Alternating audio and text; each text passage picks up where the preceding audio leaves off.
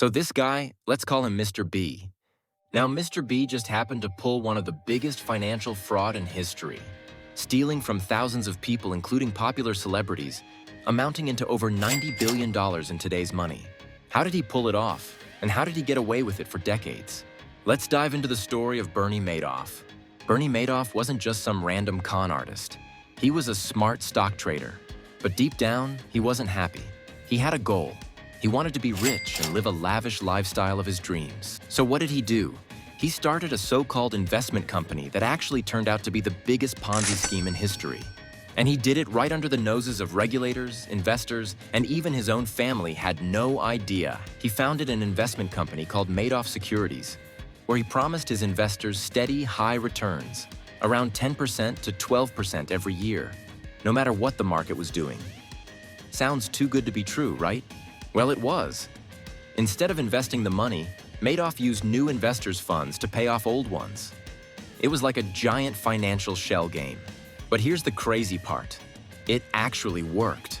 Within weeks, the company received several hundreds of thousands of dollars of deposits as investments.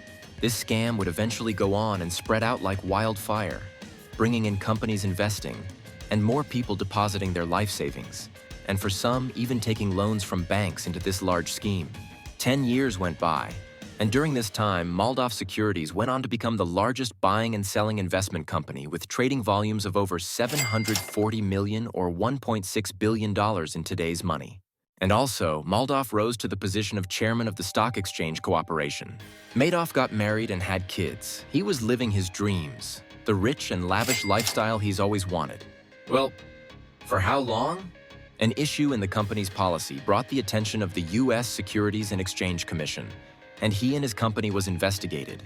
But at the time, they did not find any violations or major issues of concern. They didn't have enough evidence to bring him to book. The truth is, people didn't want to question him. Madoff was a legend. And when you're making money, you don't ask too many questions. But that trust would cost them everything. And guess what? It did. Everything changed in 2008. The global financial crisis hit, and investors started pulling their money out. But Madoff had a problem. There was no money left.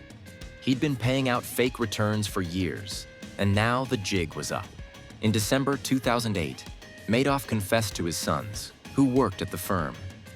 He told them it was all a fraud, a giant Ponzi scheme. Can you imagine finding out your dad is one of the biggest criminals in history?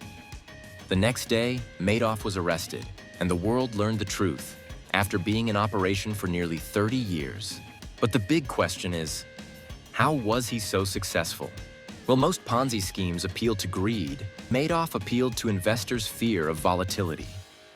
His unusually consistent annual returns of around 10% were a key factor in perpetuating the fraud. An unnamed investor said, "The returns were just amazing, and we trusted this guy for decades.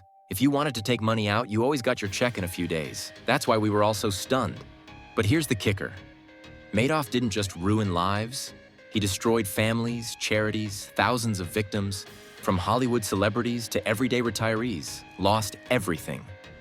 But the story doesn't end there. So far, over $14 billion has been returned, but many have only gotten a fraction of what they lost. And Madoff? He died in prison in 2021, serving a 150-year sentence. If you found this story shocking, hit the like button and share it with someone who needs to hear it. And don't forget to subscribe for more deep dives into the world of financial crime. See you in the next video.